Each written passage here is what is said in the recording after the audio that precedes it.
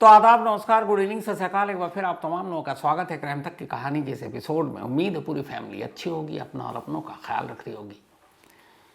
एक नौजवान जिसके ऊपर 7 साल की एक बच्ची का रेप और फिर उसके बाद मर्डर करने का इल्ज़ाम, वो पकड़ा जाता है, फिर जेल जाता है। लेकिन पुलिस तय वक्त में यानी कि 90 दिन के अंदर चार्जशीट दाखिल नहीं करती।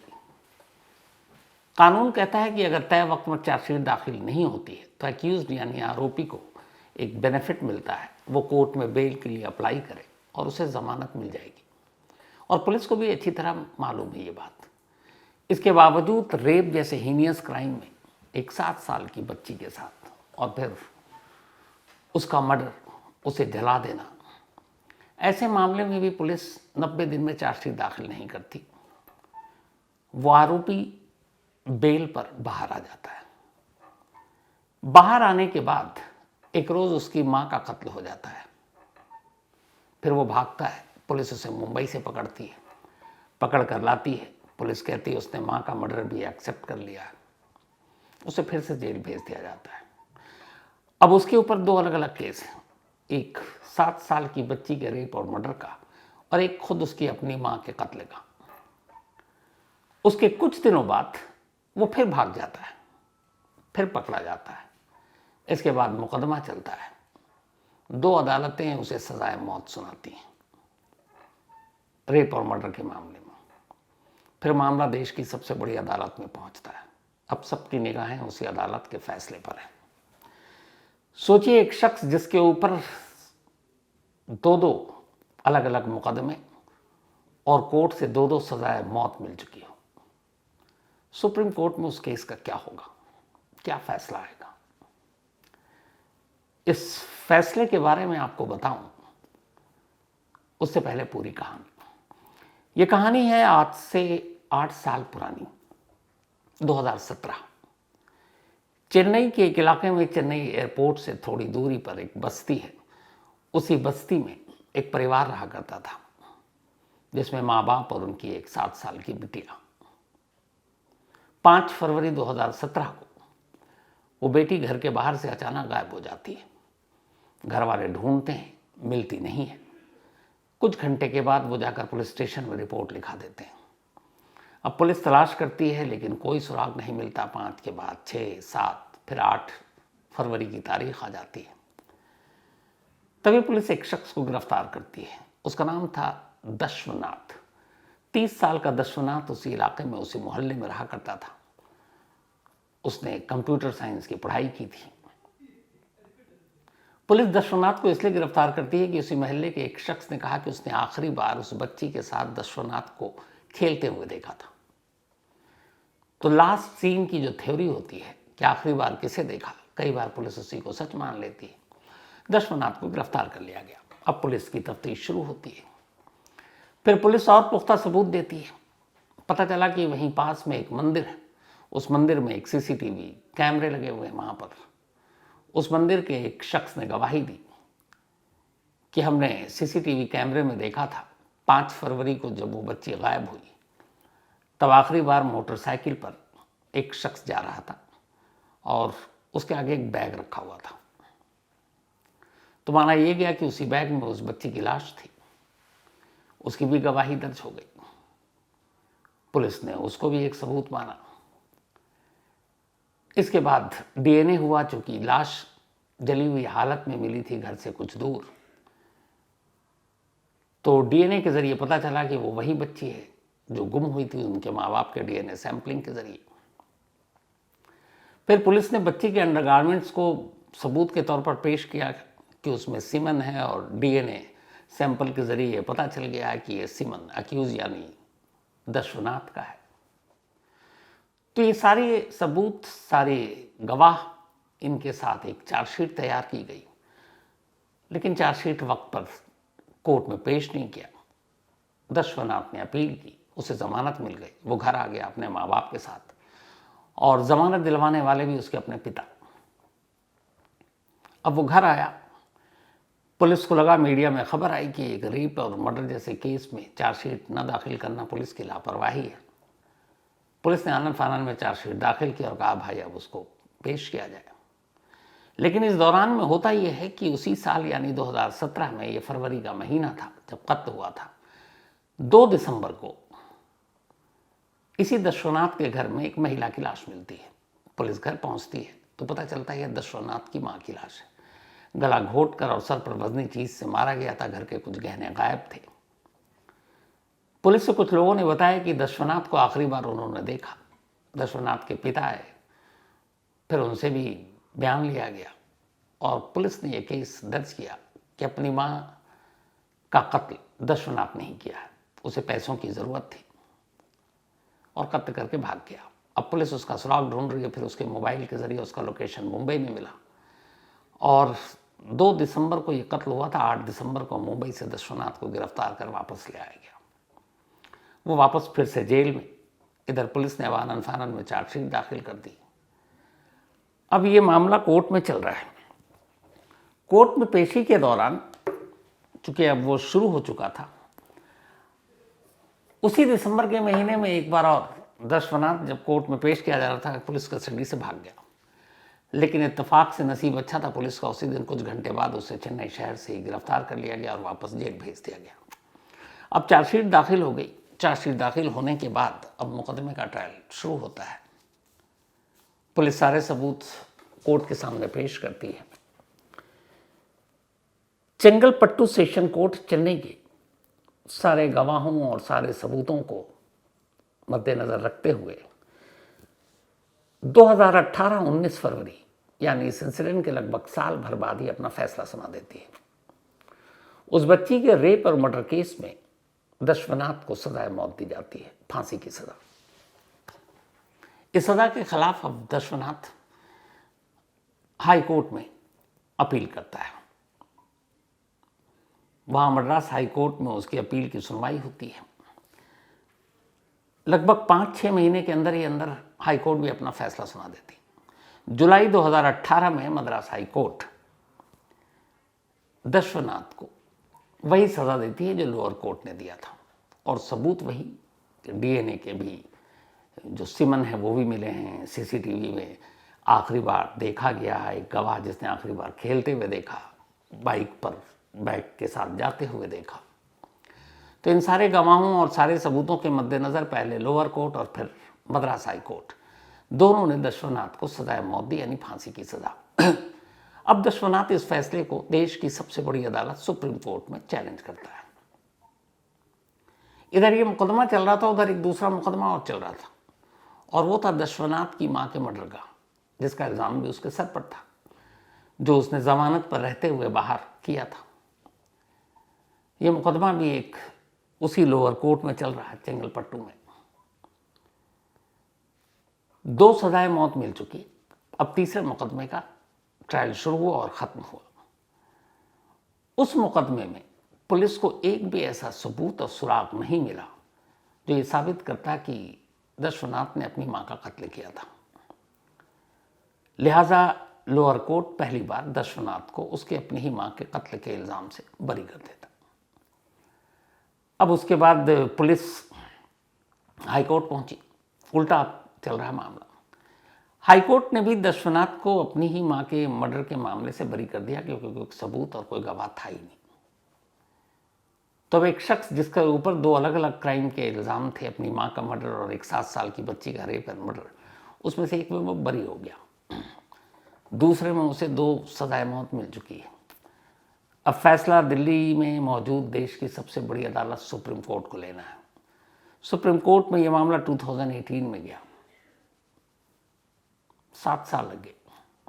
7 साल के बाद 2025 आ गया। अभी 2 महीने पहले अक्टूबर में सुप्रीम कोर्ट ने अपना फैसला सुनाया। एक ऐसा फैसला जिसे सुनकर शायद आप लोग भी चौंक उठेंगे और उससे भी ज़्यादा चौंकने की वजह यह है कि लोअर कोर्ट और हाई कोर्ट ने जिन सबूतों के आधार पर और जिन गवाहों के आधार पर दस्वनाथ को सजाए मौत दी, जिस पर सिर्फ सुप्रीम कोर्ट को मुहर लगानी थी, वो सारे सबूत और सारे गवाह एक एक कर सुप्रीम कोर्ट ने जब उनको खंगाला और टटोला तो सामने क्या आया। अक्टूबर के महीने में 2 महीने पहले 2025 में सुप्रीम कोर्ट ने दशवनाथ को सीधे सजाए मौत से बरी कर दिया। लोअर कोर्ट और मद्रास हाई कोर्ट दोनों कोर्ट के फैसले को पलट दिया और कहा कि इस केस में अलग अलग वक्त में दो इन्वेस्टिगेटिंग अफसर ने काम किया और दोनों ने जो काम किया उस काम को देखते हुए सुप्रीम कोर्ट को इस बात का बेहद अफसोस है कि रेप और मर्डर जैसे हीनियस क्राइम में कोई पुलिस इंस्पेक्टर ऐसी लापरवाही भरी जांच कैसे कर सकता है।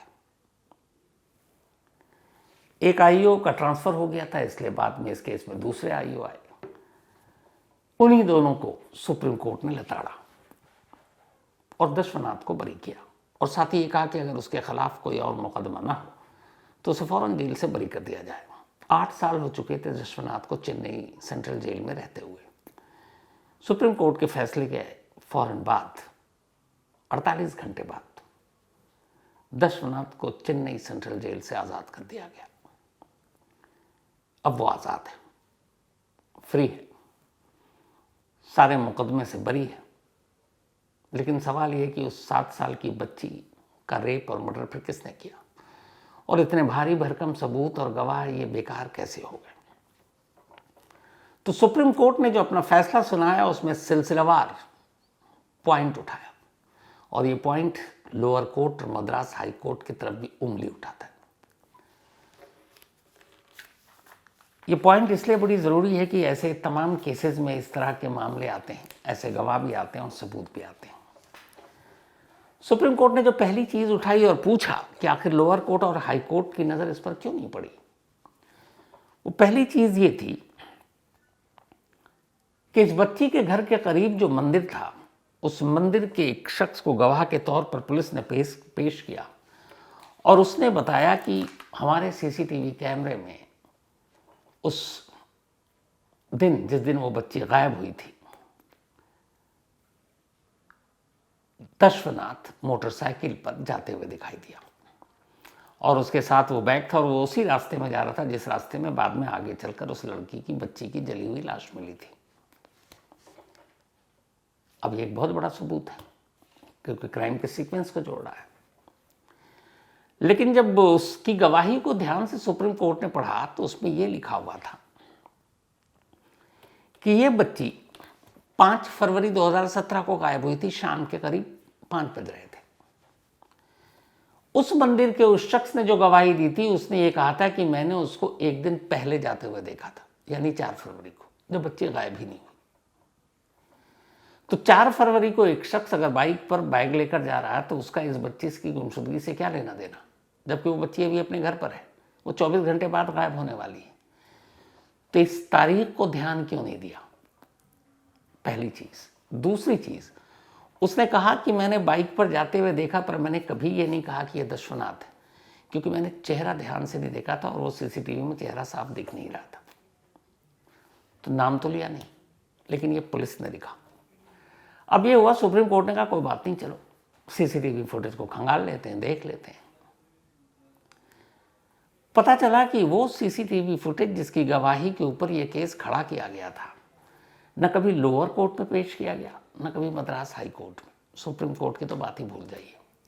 जब पुलिस से पूछा गया ऐसा क्यों, तो पता चला कि वो सीसीटीवी फुटेज की सीडीआर कभी पुलिस ने ली ही नहीं और बाद में एक तय वक्त के बाद वो खत्म हो गया।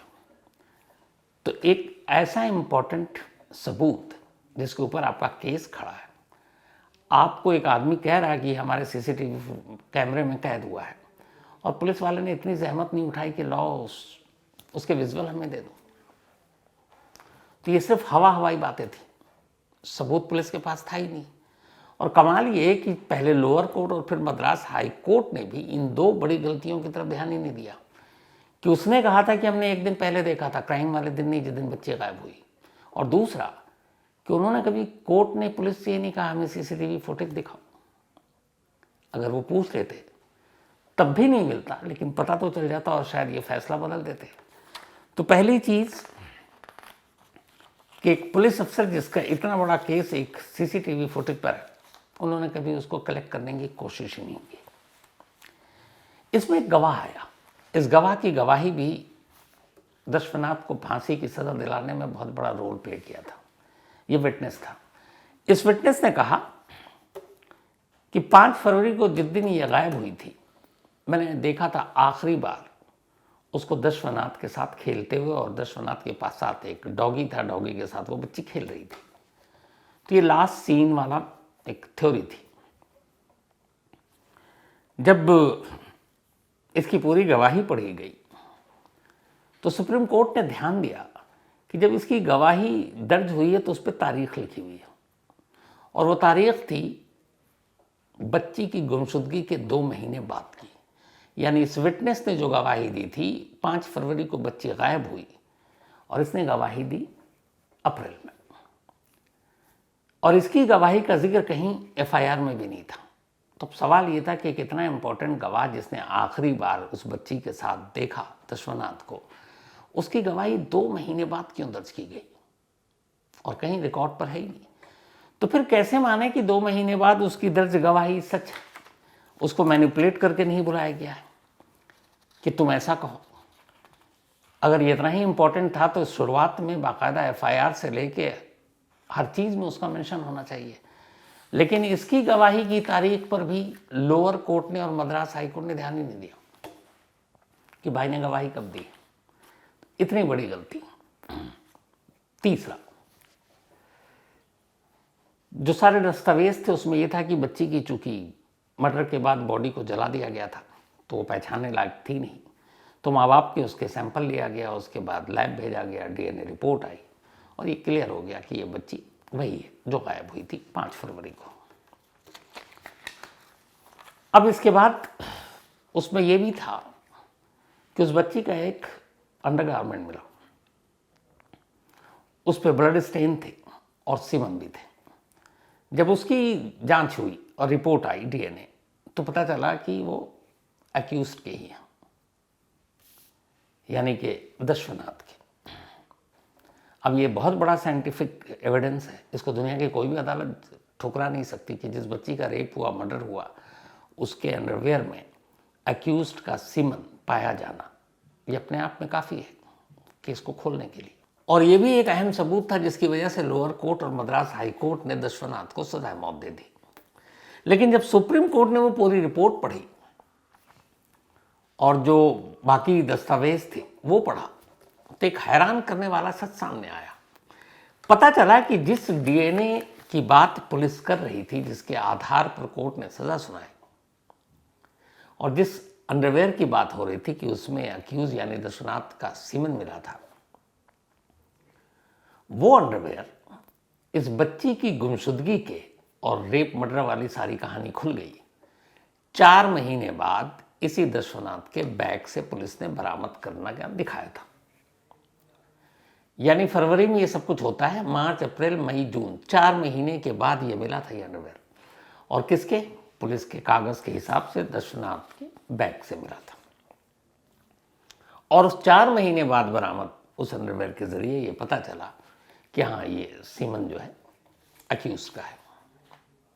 लेकिन जो एक्सपर्ट है उनका कहना यह है कि जो बायोसेल होता है सीमन में, किसी भी इंसान की जब बॉडी से वो निकलता है सीमन का, तो सिर्फ रिलीज के 48 घंटे तक वो बायोसेल सरवाइव करता है, 48 आवर्स तक। लेकिन यहाँ 4 महीने के बाद वो बरामदगी दिखाई जा रही है, और 4 महीने के बाद के डीएनए रिपोर्ट को कोर्ट में पेश किया जा रहा है। तो सुप्रीम कोर्ट ने उठाया, क्या ये मुमकिन नहीं है कि इस एविडेंस के साथ छेड़छाड़ हुई हो?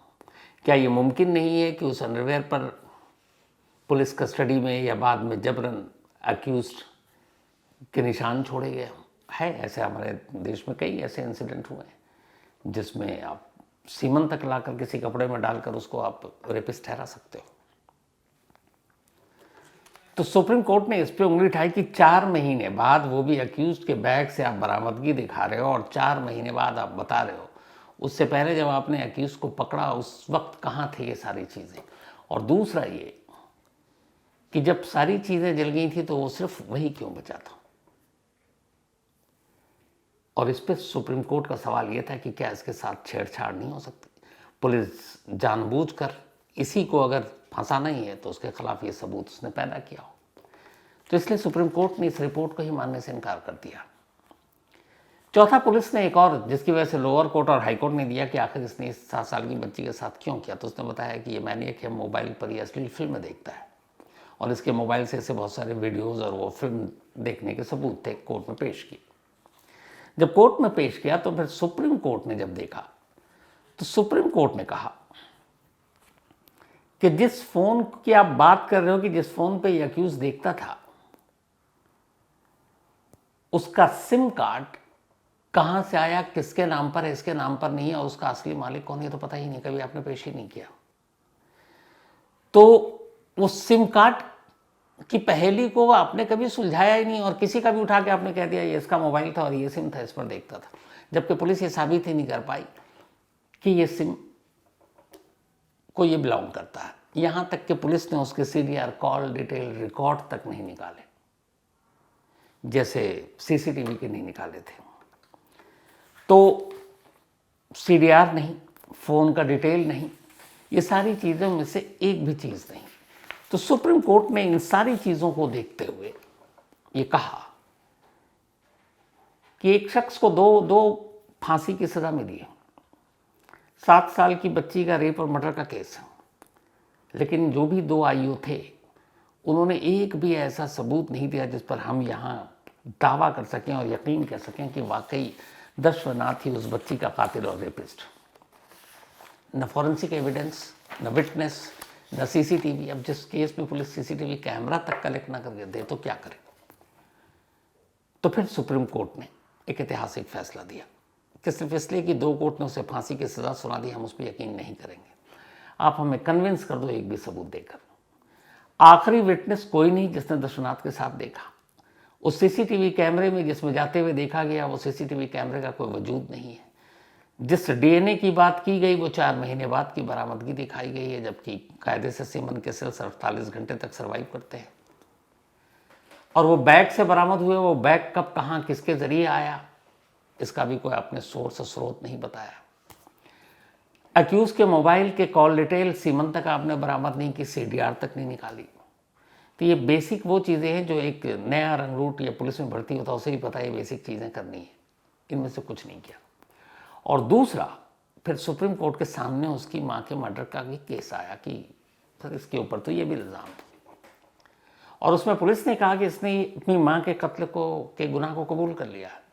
20,000 रुपये इसने माँ के घर से चोरी किए, गहने चोरी किए, वो पुलिस ने कैश भी बरामदगी दिखा दिया, गहने कभी नहीं दिखाए।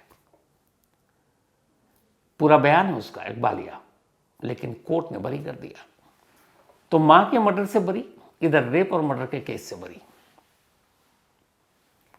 शायद मुझे याद नहीं पड़ता, कम से कम हो सकता कहीं हो, पर अगर जहाँ तक मेरी जानकारी है कि शख्स जिस पर 2 अलग अलग मुकदमे चल रहे हो, 2 अलग अलग मामलों में, 2 में फांसी हो गई हो, बेल पर आकर एक कत्ल करता हो बकौल पुलिस, 2 कोर्ट्स ने उसे सज़ा सुनाई और देश की सबसे बड़ी अदालत उसे यूं बरी कर दे।